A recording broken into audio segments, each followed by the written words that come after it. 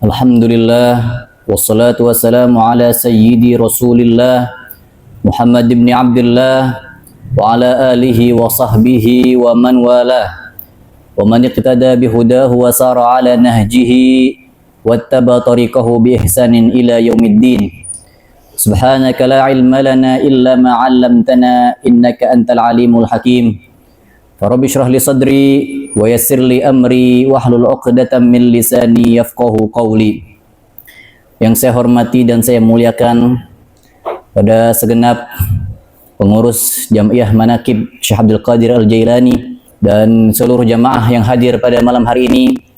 Mudah-mudahan kita semua senantiasa diberikan kesehatan dan keistiqomahan dalam taat pada Allah Subhanahu wa taala. Amin amin ya rabbal alamin. Bapak hadirin sekalian, pada saat ini kita memasuki bulan Rajab. Bulan Rajab ini merupakan salah satu bulan yang dimuliakan Allah Subhanahu wa taala. Di dalam Al-Qur'an Allah Subhanahu wa taala berfirman, "Inna iddatasy syuhuri 'indallahi 12 syahran fi kitabillah. Yauma khalaqas samawati wal arda minha arba'atun hurum." Bahwasannya bilangan di sisi Allah itu ada 12 bulan. Yang mana dari 12 bulan tersebut ada 4 bulan yang dimuliakan oleh Allah Subhanahu wa taala. Salatun mutawaliyat. 3 di antaranya berturut-turut. Apa aja itu? Yang pertama Zulqa'dah, Zulhijjah, Muharram. Dan yang terakhir ma baina Jumada wa Sya'ban, antara bulan Jumadil Akhir dan Sya'ban, yaitu Rajab. Dan sekarang kita di bulan Rajab, salah satu bulan yang dimuliakan Allah Subhanahu wa taala. Untuk itu kita sebagai umat muslim sudah seharusnya menghormati dan memuliakan bulan Rajab. Lalu Rajab itu berasal dari kata apa? Sebagaimana dikatakan dalam kitab, Rajab itu berasal dari kata at-ta'zim. At-ta'zim artinya adalah mengagungkan. At-tarjib, memuliakan. Jadi dinamakan bulan Rajab karena di situ kita memuliakan bulan tersebut. Karena di bulan Rajab Allah Subhanahu wa taala mengharamkan yang namanya peperangan. Oleh karena itu kita pun harus memuliakan bulan tersebut. Di samping itu bulan Rajab dinamakan juga Al-Asam, Syahrullahil Asam. Apa maksudnya? Maksudnya adalah bulan Allah yang tuli. Maksudnya apa yang tuli? Tuli itu artinya tidak mendengar. Maksudnya adalah la yusma'u fihi harakatus silah. Tidak terdengar di bulan tersebut kilatan pedang. Artinya di bulan tersebut Allah mengharamkan peperangan pada zaman jahiliyah. Dan di bulan tersebut, di bulan Rajab dinamakan juga dengan bulan Al-Asab, Rajabul Asab, yang artinya adalah Allah Subhanahu wa taala yasubbu fihi khairan katsira. Allah memberikan di bulan Rajab kebaikan yang banyak. Untuk itu kita sebagai umat Islam, umat baginda Rasulullah Shallallahu Alaihi Wasallam, sudah sepatutnya kita berlomba-lomba untuk melakukan kebaikan. Karena apa? Karena di bulan Rajab ini Allah sedang memberikan kebaikan yang banyak. Jangan sampai kita sia-siain. Allah udah kasih kebaikan di bulan Rajab, kitanya malah santai, kitanya malah lupa sama dunia. Sekarang yang bikin kita lupa sama akhirat banyak banget, bener gak? Gak usah jauh-jauh, dari sini aja kita udah lupa sama akhirat. Kita main HP berjam-jam sampai lupa sholat. Banyak gak yang begitu? Banyak. Azan berkumandang, kita masih sibuk chattingan. Sampai akhirnya kita lupa, kelewat tuh sholat. Dari mana? Dari HP. Belum lagi nanti kalau kita keluar ketemu sama teman-teman kita, nongkrong kita berjam-jam. Jadi banyak hal-hal yang membuat kita lalai, lupa sama akhirat. Lalu bagaimana caranya? Caranya untuk kita selalu ingat dengan akhirat adalah dengan hadir di majelis-majelis ilmu seperti ini. Kira-kira kalau kita nggak ikut majelis seperti ini, kita di rumah ngapain? Nah, kira-kira ngapain di rumah? Main HP. Ya. Kalau ada bola, nonton bola. Tapi Masya Allah, Alhamdulillah, ya, kita datang ke majelis ilmu, kita datang ke majelis zikir, ingat kita sama Allah. Dengan kita ingat sama Allah, itu kita sama saja dengan mengatur, lagi menata hati kita. Coba kita bayangkan, kita lihat perbedaan. Orang yang senang berzikir sama Allah, orang yang senang datang ke majelis ilmu, datang ke majelis zikir, sama orang yang senang datang ke pasar, sama orang yang sering nongkrong, sama orang yang suka main judi, sama orang yang suka mabuk-mabukan. Bagaimana kita lihat? Lihat bagaimana dari tampaknya itu kelihatan. Ya, orang yang sering ingat sama Allah, ada aura mukanya. Air mukanya ada. Biar kata dia hitam banget. Iya, orang-orang Sudan di sana, masya Allah. Ya, kulitnya kan hitam. Ya kita bukannya mau ngatain, tapi masya Allah hatinya putih. Masya Allah, hafizul Quran, semuanya pada ngafalin Quran. Jadi Allah tidak memandang kita dari kulit kita, dari wajah kita, dari rupa kita, tapi Allah yang lihat apa? Hati kita. Sejauh mana kita bisa mendekatkan diri kepada Allah Subhanahu wa taala. Jadi kita harus di tengah hiruk pikuk dunia yang begitu dahsyat ini, banyak hal-hal yang merupakan kita kepada akhirat, kita harus senantiasa ingat kepada Allah Subhanahu wa taala. Caranya bagaimana? Dengan selalu datang ke majelis ilmu, dengan selalu datang ke majelis zikir. Itu namanya ngecas iman kita. Kalau kita nggak pernah datang ke majelis ilmu, nggak pernah datang ke majelis zikir, itu kering hati kita nantinya kering. Sama aja kayak tubuh kita itu butuh makanan, hati pun seperti itu. Hati kita butuh yang namanya ilmu untuk makanan, menjadi makanan ruh kita. Kalau kita nggak pernah ngasih makan ruh kita, kering hati kita. Apa akibatnya kalau hati kita kering? Kita dinasehatin sama orang, nggak masuk. Kenapa? Hatinya kering. Tapi kalau kita sering bermuhasabah, kita sering bermunajat, sendirian kita munajat sama Allah, malam-malam di sepertiga malam itu merupakan waktu yang paling mujarab untuk berkomunikasi dengan Allah Subhanahu wa taala. Dalam hadis dikatakan, "Innallaha yanzilu ila sama'i fi thulutsil lailil akhir." Sesungguhnya Allah Subhanahu wa taala datang di sepertiga malam. Lalu mengatakan, "Man yastaghfiruni fa aghfirullah." Barang siapa yang meminta ampun kepadaku, niscaya akan aku ampuni. Ini di sepertiga malam. Kita bangun tahajud. Ya, jangan bangun cuman ke kamar mandi doang, habis itu lanjut lagi tidur. Bangun, kita ambil air wudhu. Nah, sebagaimana surga itu hafatil jannah bil makari. Surga itu dikelilingi oleh hal-hal yang kita benci, bil makari. Tapi kebalikannya, neraka itu dikelilingi dengan hal-hal yang kenikmatan, yang kita suka. Ya, coba lihat aja. Kalau kita mau surga, hafatul makari, segala sesuatu yang kita benci itu surga. Contohnya apa? Kita bangun malam, ya, kita sholat subuh. Itu orang lagi enak-enaknya tidur, kita disuruh bangun sholat subuh. Di situ apa jaminannya? Surga. Itu ciri-ciri orang yang ingin mendekatkan diri ke surga, karena emang surga itu dikelilingi dengan perkara atau hal-hal yang bersifat makari, dibenci oleh manusia. Nah, kita lakuin, masya Allah, ganjarannya luar biasa. Tapi begitu kebalikannya, yang namanya neraka itu dikelilingi dengan hal-hal yang kita sukai, sesuai dengan nafsu kita. Ya nggak usah disebutin apa aja, banyak. Semua yang sesuai dengan nafsu kita itu rata-rata ujungnya ke neraka. Makanya hati-hati, jaga nafsu kita. Nafsu itu dari mana? Lihat dari pandangan kita. Bisa menjerumuskan kita ke neraka. Dari mana? Dari mulut kita, dari hati kita. Itu sumber-sumber dosa. Pintu-pintu dosa dari mana aja? Itu dari pandangan, dari telinga, dari mulut, dari kemaluan, dari kaki. Itu semua pintu-pintu dosa yang dapat menjerumuskan kita ke neraka. Lalu bagaimana caranya? Caranya kita tutup pintu-pintu dosa tersebut. Kita tahu itu menjadi pintu neraka, maka kita tutup. Bagaimana caranya? Dengan kita menjalankan beribadah kepada Allah Subhanahu wa taala. Kita punya mulut, kita tahu ini mulut bisa menyebabkan kita ke dalam neraka, masuk neraka, maka kita ubah, kita tutup pintu tersebut, kita buka untuk menjadi jalan menuju surganya Allah Subhanahu wa taala. Kita gunakan untuk berzikir. Kita gunakan untuk menasehati orang. Ya. Jangan justru kita punya mulut, kita buka pintu neraka. Ya. Begitupun jawarih, anggota tubuh yang lainnya.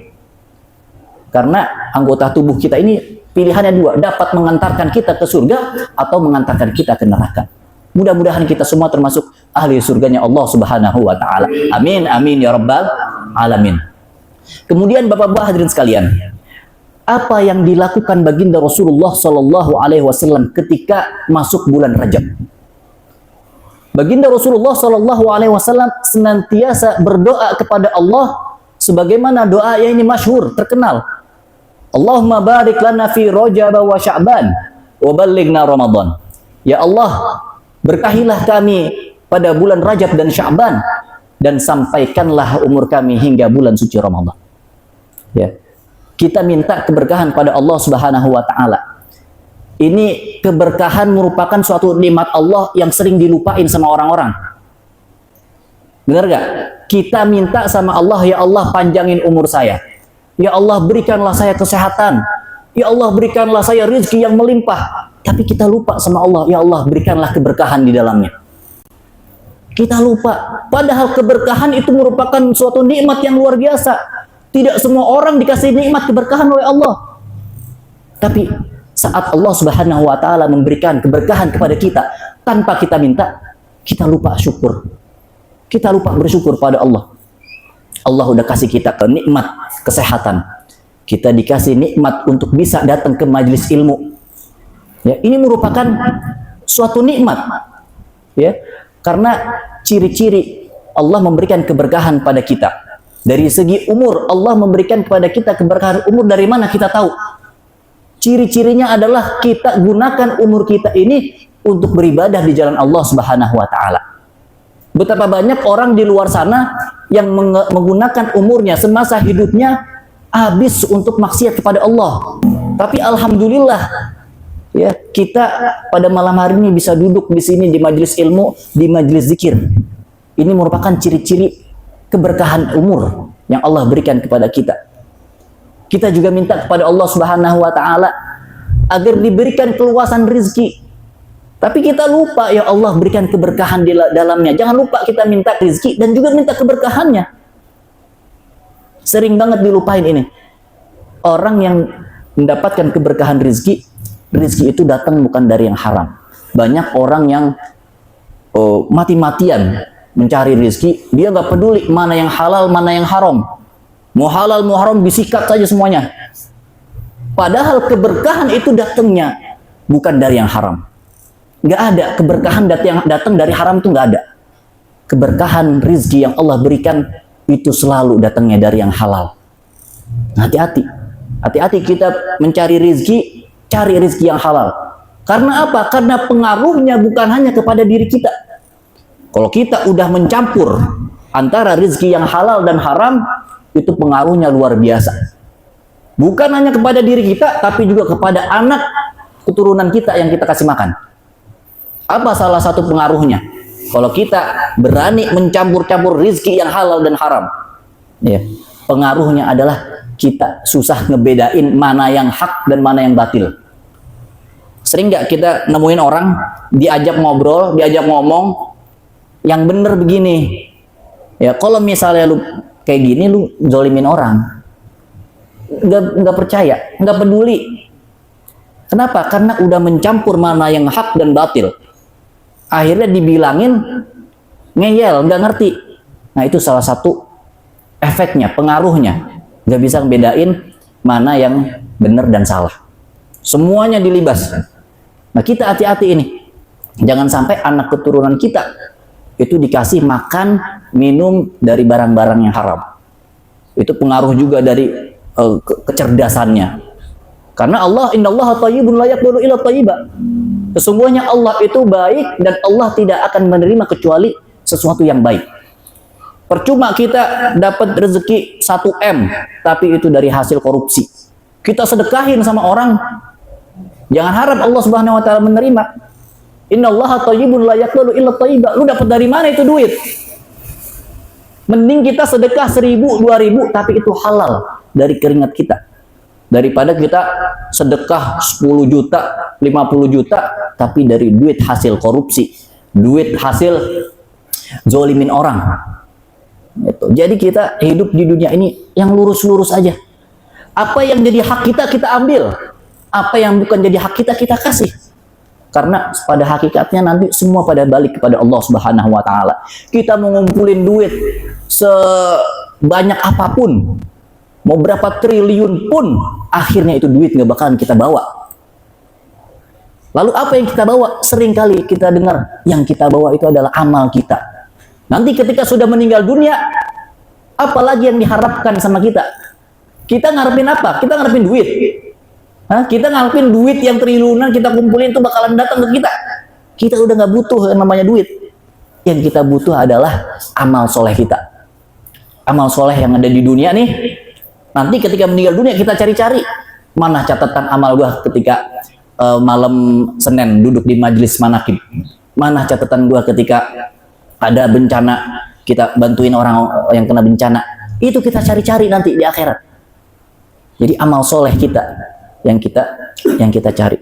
Lalu apalagi orang yang sudah meninggal dunia, dia mencari orang yang masih hidup. Siapa yang mendoakannya? Jadi keluarga aja dicari. Ini keluarga gue pada ngedoain gue apa enggak ini? Nah, pentingnya kita di sini mendidik anak keturunan kita untuk menjadi anak yang soleh dan solehah. Nanti kalau kita meninggal dunia, siapa yang bakal doain kita?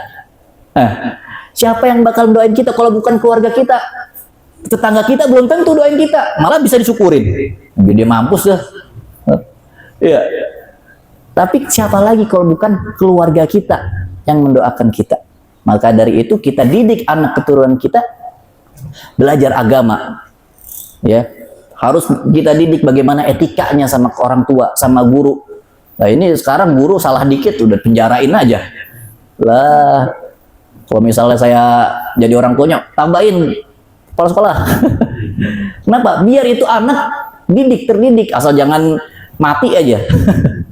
Itu anak harus dikasih pelajaran. Biar apa? Nanti gedenya nggak kebablasan. Masih kecil dikasih tahu batasan-batasannya dalam hidup. Nanti ketika dewasa dia udah punya alarm. Dia udah punya rem. Ketika hidup nggak kebablasan, nggak songong sama orang.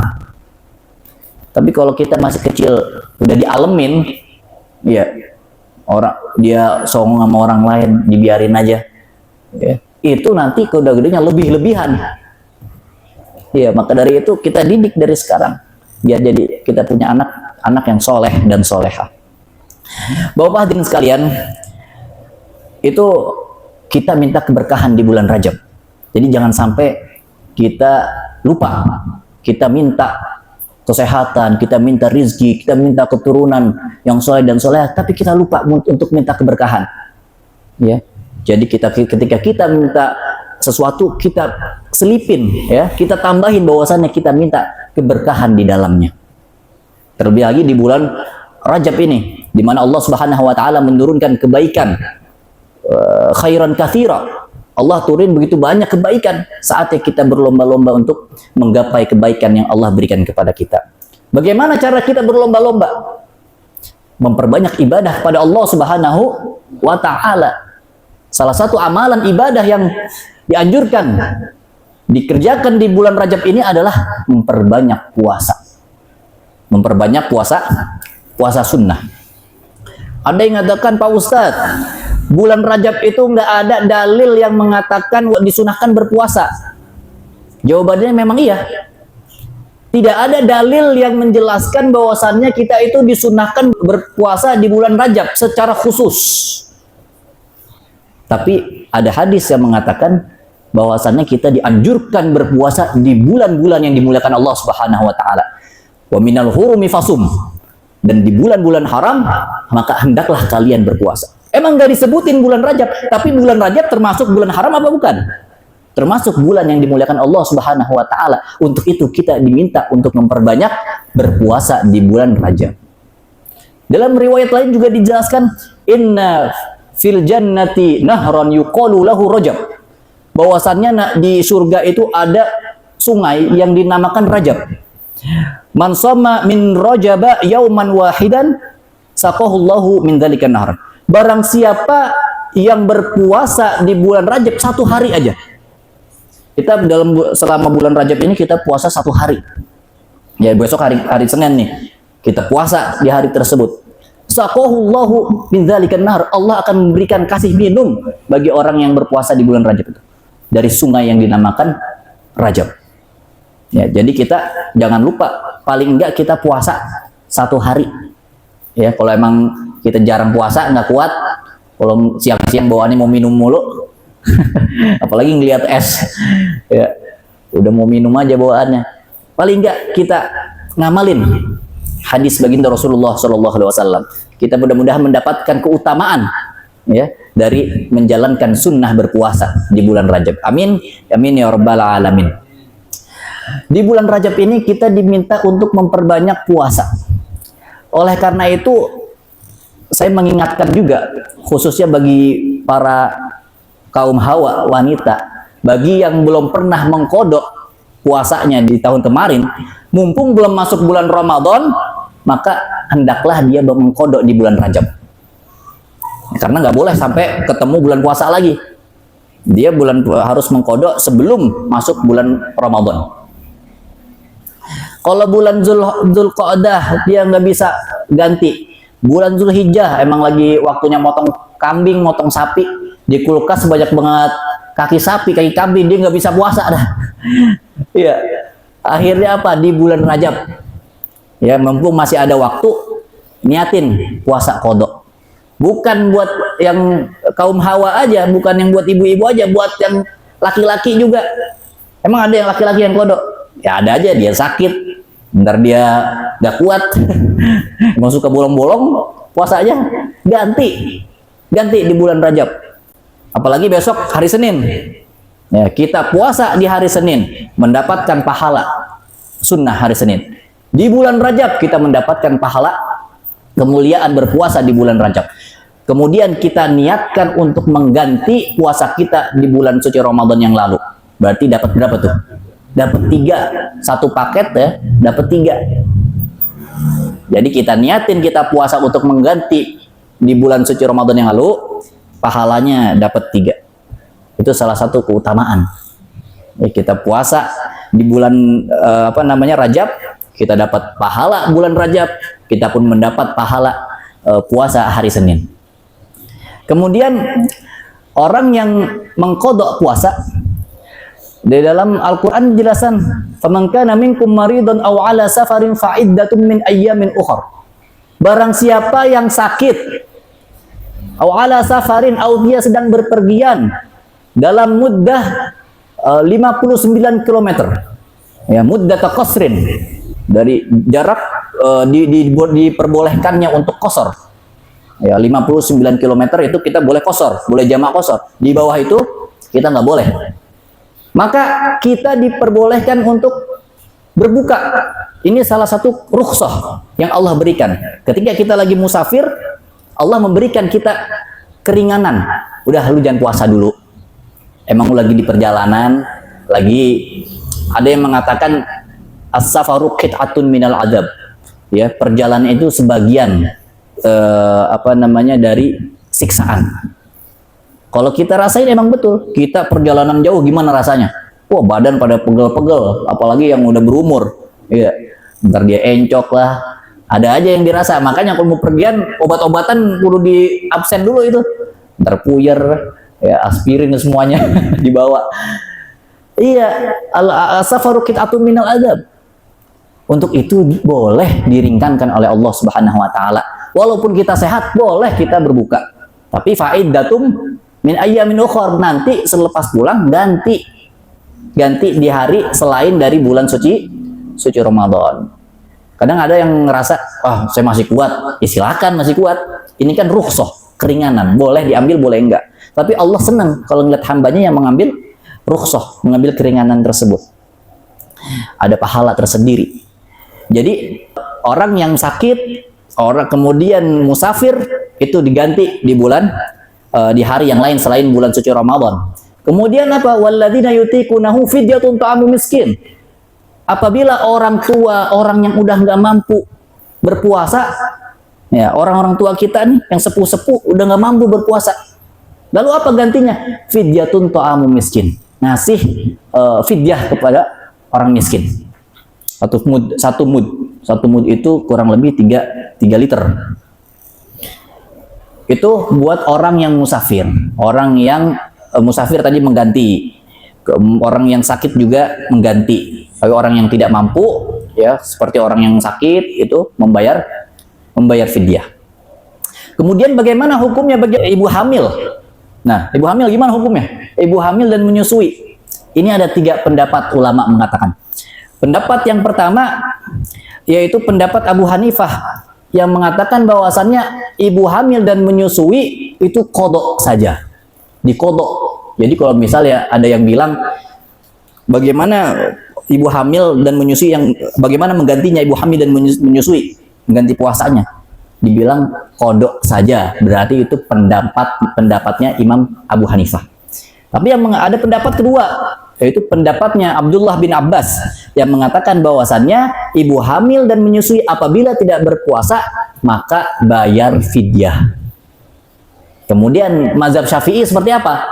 Mazhab Syafi'i dilihat apabila dia itu batal puasanya karena diri si ibunya ini, ya, tanpa anaknya, maka dia harus mengkodok saja. Tapi apabila dia khawatir akan janin ya, mungkin ketika periksa di dokter obgyn janinnya lemah, ya, maka dia itu double, kodok juga dan bayar fidyah juga. Itu dari madhab Syafi'iyah. Ini walaupun kita cowok-cowok nggak hamil nih, ya kita perlu tahu. Ya karena apa? Bini kita pada hamil. Bini kita pada punya bini semua ya. Oh, walaupun saya baru ini. Masih pengantin baru 5 bulan. Ya tapi kita harus ngerti. Nanti kalau ditanya sama istrinya, "Pak, ini saya lagi hamil, lagi menyusui, nggak puasa boleh?" Boleh, kata Ustadz Fadli. bukan kata saya, kata ulama. Ulama berijtihad. Ya. Menurut Imam Abu Hanifah boleh dikodok saja. Menurut Imam Abdullah bin Abbas bayar fidyah saja. Menurut Imam Syafi'i itu dilihat, kalau misalnya batalnya karena dirinya saja si ibu, maka mengkodok saja. Tapi ada unsur bayinya, maka dia harus membayar fidyah juga, ya Pak. Kemudian itu puasa, ya. Jadi kita dianjurkan untuk banyak-banyak berpuasa di bulan Rajab. Pak Ustadz, puasa nggak mampu dah saya dah. Saya gampang lapar. Ya dikit-dikit makan. Ya udah lu jangan puasa dah di bulan Rajab. Ngapain? Lu banyakin sholat. Kalau kita nggak mampu puasa, banyakin sholat. Ya, kita sholat malam, kita sholat sunnah mutlak. Ada sholat sunnah namanya sholat sunnah mutlak. Sholat apa sih? Sholat sunnah aja. Kalau bahasa Indonesianya, bahasa Arab sholat sunnah mutlak. Kita dianjurkan untuk sholat sunnah, perbanyak sholat. Karena sholat sunnah itu menambal kekurangan dari sholat fardu kita. Sayyidina Bilal, beliau ketika ditanya baginda Rasulullah Sallallahu Alaihi Wasallam, suatu ketika baginda Rasulullah pernah bermimpi bahwasannya beliau itu mendengar tapakan kaki Sayyidina Bilal di surga.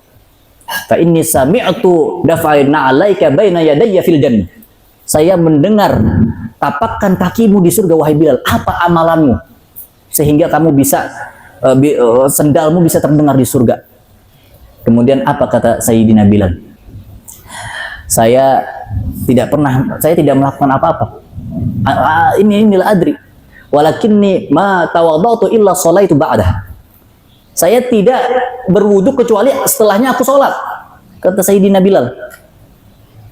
Ini sebab Sayyidina Bilal mendawamkan namanya sholat wudu. Jadi habis wudu beliau sholat namanya sholat wudu, sholat sunnah wudu. Itu beliau dawamkan sampai baginda Rasulullah SAW bermimpi bahwasannya sendalnya Sayyidina Bilal itu berada di surga, terdengar tapakan kakinya. Ini amalan baginda Rasul, amalan Sayyidina Bilal yang tidak diperintahkan oleh baginda Rasul, tapi dikerjakan oleh Sayyidina Bilal. Jadi jangan sebagian orang mengatakan ya, berpikir bahwasannya segala apapun yang tidak dikerjakan baginda Rasul itu kita tidak boleh kerjain. Maka haram hukumnya kita kerjain. Lah kalau gitu Sayyidina Bilal orang yang paling berdosa. Kenapa? Nabi nggak merintahin dia setiap wudu suruh sholat. Setiap selesai wudu kamu sholat 2 rakaat. Baginda Rasul nggak ngajarin seperti itu. Tapi siapa yang melakukan? Sayyidina Bilal sendiri. Dapat perintah nggak? Nggak dapat perintah. Tapi sendalnya tergegar sampai surga. Ini menunjukkan bahwasannya tidak semua yang tidak dikerjakan oleh baginda Rasulullah itu haram dilakukan. Ya, sebagian orang berpikiran apa yang tidak dikerjakan Rasul itu haram. Maka tahlilan haram, ihtifal bi maulidin Nabi haram. Kenapa? Nabi nggak pernah kerjain. Alasannya Nabi nggak pernah ngerjain. Sampai di bulan Rajab pun mereka mengatakan tidak ada dalil yang mengatakan bahwasannya bulan Rajab itu disunahkan untuk berpuasa. Ya, jadi kita harus bisa memilih mana yang benar dan mana yang salah. Sebab kalau misalnya kita asal ikut-ikutannya, ya, jadi kita ke bawah. Kita ke bawah. Itu pentingnya kita belajar dengan para asatiz yang memang faham. Kemudian selanjutnya kita disunahkan ketika masuk bulan Rajab memperbanyak zikir kepada Allah Subhanahu wa taala. Kita banyakin zikir. Kalau misalnya sholat emang kita udah kagak mampu, kaki berdiri udah pegel aja bawaannya. Kita banyakin zikir kepada Allah Subhanahu wa taala. Kita banyak la ilaha illallah. Kita banyakin salawat kepada baginda Rasulullah sallallahu alaihi wasallam. Kita dengan bersalawat kepada baginda Rasulullah sallallahu alaihi wasallam itu senantiasa hati kita terpaut dengan beliau. Sama aja kita mengkoneksikan hati kita dengan baginda Rasulullah sallallahu alaihi wasallam. Dan baginda Rasul pun menjawab salam kita. Ya, Allah kembalikan ruhnya baginda Rasul untuk menjawab salam kita. Untuk itu perbanyak kita bersalawat kepada baginda Rasulullah sallallahu alaihi wasallam, terlebih lagi di bulan-bulan yang dimuliakan Allah Subhanahu wa taala. Kemudian orang yang senantiasa bersalawat kepada baginda Rasulullah sallallahu alaihi wasallam itu bukan manfaatnya, bukan hanya kita bisa mendapatkan syafaat pada yaumil qiyamah, tapi juga manfaatnya kita bisa mendapatkan sesuatu keistimewaan. Ada suatu cerita ketika Al-Imam Jazuli, salah satu pengarang kitab Dalailul Khairat. Ya, beliau mengarang kitab Dalailul Khairat itu satu kitab isinya sholawat semua kepada baginda Rasul. Isinya sholawat semua. Apa? Sebab beliau mengarang kitab tersebut. Suatu ketika beliau sedang berjalan. Di perjalanan beliau mau sholat. Karena ternyata di tempat itu nggak ada air, di padang pasir. Akhirnya beliau jalan sampai menemukan sumur. Ketika sampai di sumur, dilihat sumurnya kering. Tiba-tiba ada wanita tua yang menghampiri Al-Imam Jazuli, Sulaiman Al-Jazuli. Kemudian ditanya, "Wahai Imam, apa yang sedang ingin kau lakukan?" Kemudian, "Saya ingin sholat, tapi saya melihat di sumur tidak ada air. Saya ingin mengambil wudhu." Gak lama wanita tua ini meludahi sumur tersebut. Seketika air itu melimpah naik ke atas. Imam Jazuli terheran-heran. Kenapa bisa itu air yang tadinya kering bisa langsung melimpah? Nanya Imam Jazuli ke wanita tersebut. Kemudian apa kata wanita tersebut? Beliau menjawab, "Hadhihi bi kathratis salati ala sayyidina Muhammad." Sebab banyaknya bersalawat kepada baginda Rasulullah sallallahu alaihi wasallam. Kalau kita banyak, ini salah satu tanda bukti bahwasannya dengan kita mendawamkan zikir itu bisa melahirkan, bisa menciptakan, membuahkan keistimewaan bagi kita. Ada pernah dengar yang namanya karomah. Kalau orang mendapatkan karomah itu derajatnya orang wali. Wali, orang yang dekat sama Allah, ketika melihat ada sesuatu yang di luar nalar, Ya, di luar nalar itu namanya karomah. Ya, orang namanya wali. Misal dia bisa terbang, umpamanya. Orang itu orang soleh, emang benar-benar soleh. Di luar nalar. Tapi kalau misalnya peristiwa yang terjadi buat orang-orang yang seperti kita, orang biasa, orang awam, itu namanya maunah. Ya, misal apa namanya, kita bisa ditembak misalnya nggak mati, ya, itu namanya maunah, pertolongan dari Allah Subhanahu Wa Taala. Mungkin saja itu sebab dari zikir kita yang kita istiqomahkan setiap hari. Untuk itu paling nggak kita punya zikir, punya waktu khusus untuk berzikir kepada Allah Subhanahu Wa Taala. Dari 24 jam masa iya kita nggak bisa nyempetin untuk bersolawat? Bener nggak? Masa iya kita nggak bisa nyempetin buat zikir kepada Allah? Duduk lamaan dikit habis sholat. Kita punya target. Ya, sehari saya harus bersolawat kepada baginda Rasul sebanyak 100 kali. Sebanyak 100 kali kedikitan, 200, 500, 1000. Yang penting diistiqomahin. Ya, itu kita harus punya namanya aurad, ya. Makanya para ulama dulu bikin aurad harian. Ada yang wirid hari Selasa, wirid hari Rabu, hari Kamis. Ya, salah satunya Rotibul Haddad. Itu agar menjadi bacaan harian kita. Agar kita senantiasa berzikir kepada Allah Subhanahu Wa Taala. Ya, mudah-mudahan kita semua termasuk golongan hamba Allah yang radban, syafatahu radban bidzikrillah. Senantiasa lisan kita itu basah karena sebab zikir kepada Allah Subhanahu Wa Taala. Bukan basah karena ngomongin orang. Ya, kita ngomongin orang, dosanya kekal, habis itu hilang. Ya, omongan kita itu hilang gitu aja, tapi dosanya kekal selama-lamanya. Begitu pula juga dengan zikir kita. Ya, zikir kita capeknya hilang. Kita zikir berapa kali? 100, 200, 1000. Habis selesai 1000, capeknya hilang. Bener gak? Capeknya hilang, tapi pahalanya, ganjarannya kekal abadi selama-lamanya. Gitu. Jadi kita harus bisa memanfaatkan waktu kita untuk beribadah pada Allah Subhanahu Wa Taala. Bapak hadirin sekalian, mungkin ini sedikit apa yang dapat saya sampaikan. Mudah-mudahan bisa bermanfaat bagi saya khususnya dan umumnya bagi bapak-bapak hadirin sekalian.